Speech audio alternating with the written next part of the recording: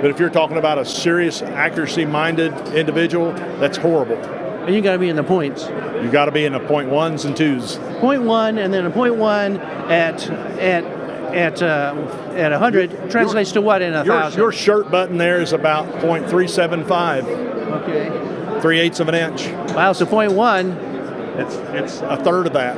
I don't want any of your graduates looking at these buttons. Yeah. So it kind of gives it gives the average person an idea of what accuracy really means. It sure does. When you say that's an average match grade shot.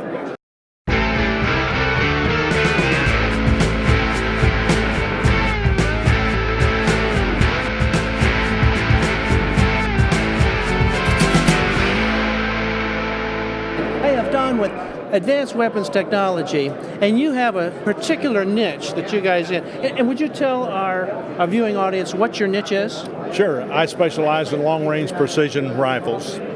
Long-range precision, and you know a thing or two about long-range shooting, don't you? A little bit. I'm a trained sniper, and actually was the only person that ever went through Carlos Hathcock's sniper school that he gave a Top Gun award to. Yeah, well, it's right here, I think, right? So this is a copy of a book he gave me 31 years ago, and he signed it, and we have our picture in it together, and he autographed it for me and gave it to me and congratulated me on being Top Gun. Well, that's great, and you're the only one, right? So far as I know, yeah. Okay, so when you're a sniper in long range, it's not only your skill, but you have a connection between you and the actual equipment that you're using. Isn't that right? Absolutely. Prior to going to the sniper school, I shot my rifle so much that I actually shot the barrel out of it. Now that's a lot of rounds. Just to make sure that I knew it and could perform with it. And I had to go back to the supply and get a new one. I'd shot that gun about between 5,000 and 6,000 rounds just before going to the school. So that barrel was toast. It was wiped out. Well, they didn't have the advantage of your lubricant, because you've got a special lubricant. That kind of stuff would be a little different right now. Yeah, it's pretty cool. We make a high performance lubricant for rifles that no kind of natural element can affect it. And the name of this lubricant is? It's Extreme Force. Extreme Force. And the public are allowed to buy this, right? Yeah, it's online actually. Yeah, they go right on here and buy it. Now, behind us, let's look at these weapons you were telling us about. Yep. So these are our long-range precision rifles. We make them in smaller calibers all the way up to a .338 Lapua. And these are all hand-select barrels. The manufacturers of the barrel have to give us a certificate of guarantee that these barrels don't run out more than 1/10,000th of an inch over their length. Now that's way, way beyond mil spec, right? So 1/10,000th is taking a sheet of typing paper and splitting it 4 times, and then taking one of those 4s and splitting it 10 times.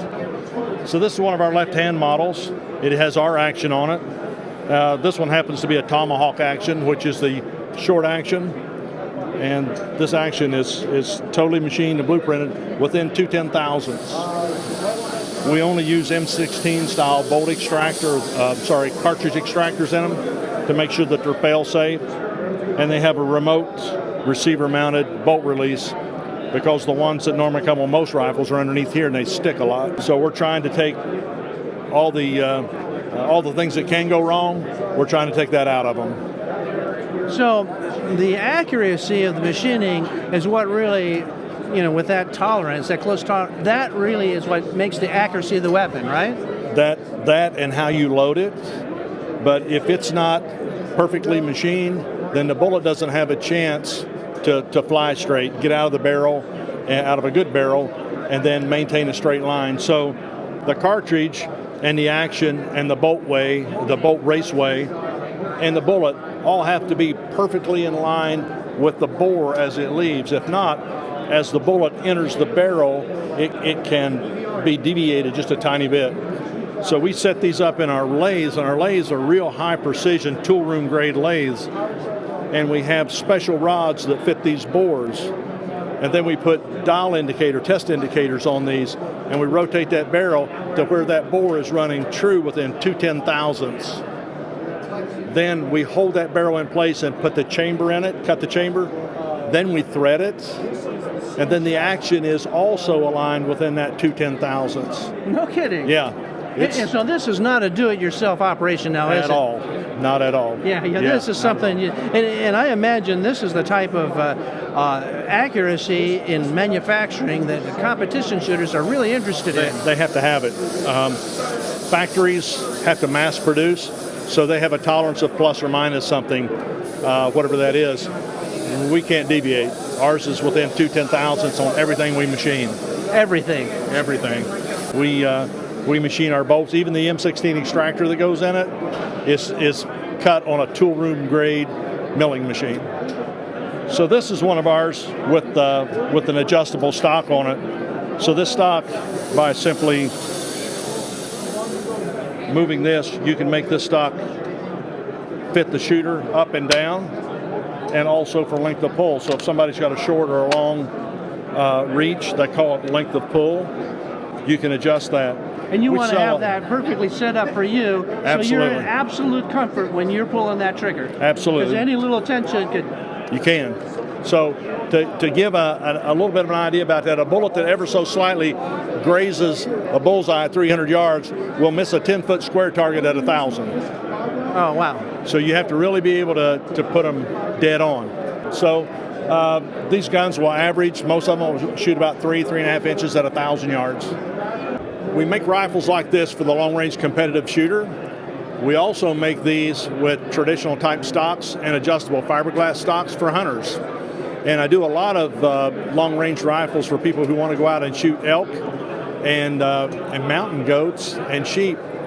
So these guys are packing a rifle that they can't let it weigh a whole lot because it's pretty hard going up and down the mountains, but they want to make an 800-yard shot. So we put all this precision in a hunting style stock, and then we lighten it up. Now, there's a trade-off to that.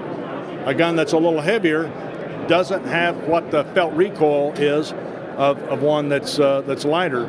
So it will absorb, just by its weight, it will absorb a lot of that kick. So we make lightweight ones because we know that the guy is only going to shoot that, the hunter's only going to shoot it maybe once or twice at long range. So the trade-off is he probably has a heavy hunting coat on, or she, if it's a female shooter, and that will absorb a little bit of it. But these rifles typically weigh about 12 pounds, and some of our hunting rifles are like 7 and 8. Okay. So it's a big, big difference in the felt recoil.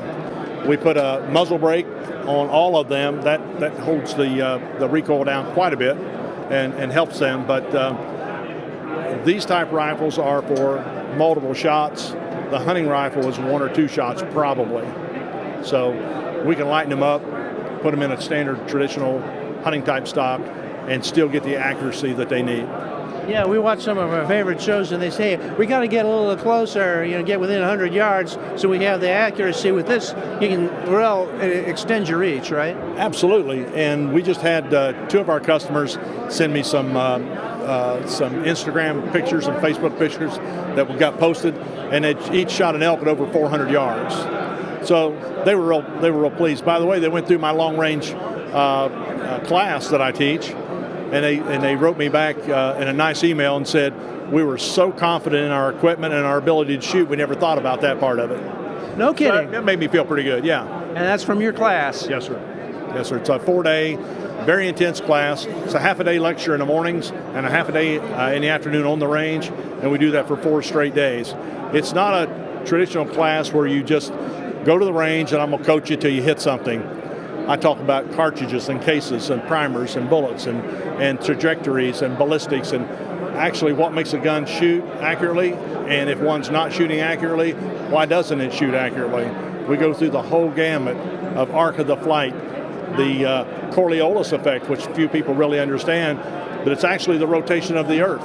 And that bullet's in free flight, and the Earth's rotating just a little over 1,500 feet per second at the equator. And it makes a difference if you're shooting north to south, and then if you turn back around and shoot south to north, the bullet's going to be on the other side. That's something you don't think of unless you're into the long range. It makes a big difference. And then there's spin drift, where a bullet's rotating, and if a bullet's if your barrel has a twist in it somewhere around an 8 twist, that bullet's actually going up somewhere around 300,000 RPM if the bullet leaves the barrel at 3,000 feet per second. So it's just like a top. When that bullet spins, it drifts, right? So that's the Magnus effect. So it's actually spinning and it's pushing pressure more to one side than it is the other, and it shows up in spin drift. So that makes a difference at about 600 yards and a little further. At spin drift is a big deal. Well, and so folks come in a 4-day training in the morning and then in the evening for 4 days. They learn the basics way beyond that they're going to learn in any other type of environment. They'll know more about performance and long-range shooting, accuracy, loading, and trajectories and so forth than 90% of the people that they'll ever bump into at a gun show, at a gun shop, or on the street. It's pretty intense. Like I said, it's 4 days. And to graduate, to get the actual certificate, you have to hit a 10-inch steel target at 1,000 yards. I haven't had anybody not do it yet. So I'm pretty pleased with the way that class is being run and being taught. And obviously I have some people helping me. But to watch the smile on those shooters' faces when they hit that 10-inch plate at 1,000, I tell them there's two things that happen, though. You've achieved something pretty good. I mean, it's not extreme long range, but hitting a 10-inch plate at 1,000 is not bad. But then it will kind of harm you in one way that you'll never want to shoot anything less than that. Yeah. You won't want to go to the range and sight your gun in at 100 or 200 yards anymore, right? Because once you ding that steel at 1,000, what do you compare that to? Well, so now that 10-inch target at 1,000 yards is equivalent to what at 100 yards? Oh, it's 1 inch. 1 inch. It's like hitting a 1-inch pacer at 100. Unbelievable. Yeah. Actually, 1 inch at 100 for any kind of accuracy or bench rest is not good at all, really. Yeah. So you want those in the 0.1s. To the average person, 1 inch at 100, that's a minute of angle.